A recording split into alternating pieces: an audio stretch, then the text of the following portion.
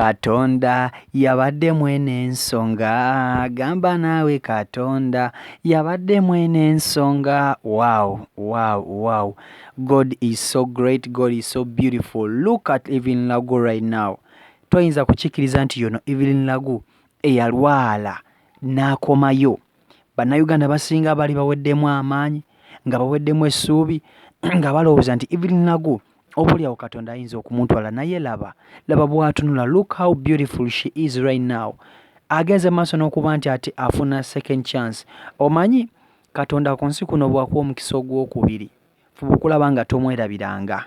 Omukyala Evelyn Lagu yalwala ensigo gye buvuddeko, n'akogga n'akomayo. Abantu abasinga baali baweddemu amaanyi, ssaako n'abo ab'eŋŋanda n'ab'emikwano. Naye mulabe bw'afaanana. Twistalk ye YouTube channel kwoli kwogenda maaso n'okuba nti owuliriza updates nga zino oba ofunira update nga zino, amawulire bwe gati ogasanga wano ku Twistalk. Ky'olina okukola kimu kusubscribinga omale onyige akapeesa ka notification bell, osobola okuba nti ofuna updates buli we tuziteerayo nga gwe osooka okuzifuna. Excuse me, okitegeera. So ensonga eno Evelyn Lagu for the past few years abadde mulwadde, nga wane nno baagenda maaso n'okuba nti baamusondera n'okumusondera ssente asobole okuba nti ate ajjanjabibwa obulwadde bw'ensigo. Tujjukira baamukolera ne car wash eyatekinga place wali eri ku Papa's Sport n'asobola okuba nti ate agenda ettake ajjanjabwe, bamuggyemu ensigo bamuteekemu endala, era bw'atyo yagenda n'afuna obujjanjabi. Essaawa zino abadde agenda maaso n'okuba nti afuna obujjanjabi wanawali, era ebibala bimulaba.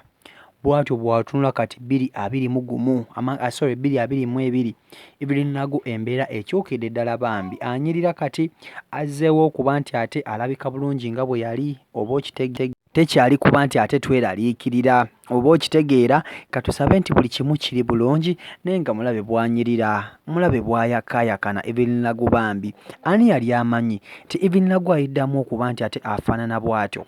Ani yali amanyi nti Evelyn Lagu aliddamu okufuna omukisa ogwokubiri okuva eri Mukama Katonda? Bwe yali afaanana nga mulwadde, yenna yazimbazimba amatama bambi, yali mulwadde, naye essaawa eno Katonda asobodde okuba nti ate amuwa second chance, n'addamu n'amuwa obulamu obulungi, n'amuwa endabika ennungi, n'amuwa entunula ennungi. So twebaza Katonda olw'ekyo, era ne Evelyn Lagu waali musanyufu okuba nti yadda engulu, musanyufu okuba nti alabika bw'atyo.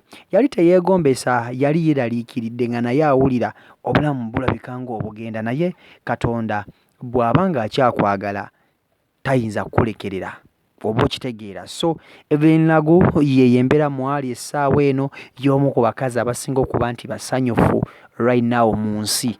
Mu nsi y'omu ku bakazi abasinga okuba nti ate basanyufu. Omuntu bw'owona okufa mwana oba osana ne weebaza Katonda, oba okitegeera. So Evelyn Lagu ye ndabika gy'alimu, new look 2022 new style, ye ndabika yeeyo. Twistalk YouTube channel kwoli mwebale kuba nti ate mutugoberera, mubeere bulungi. Nze mbasiibudde.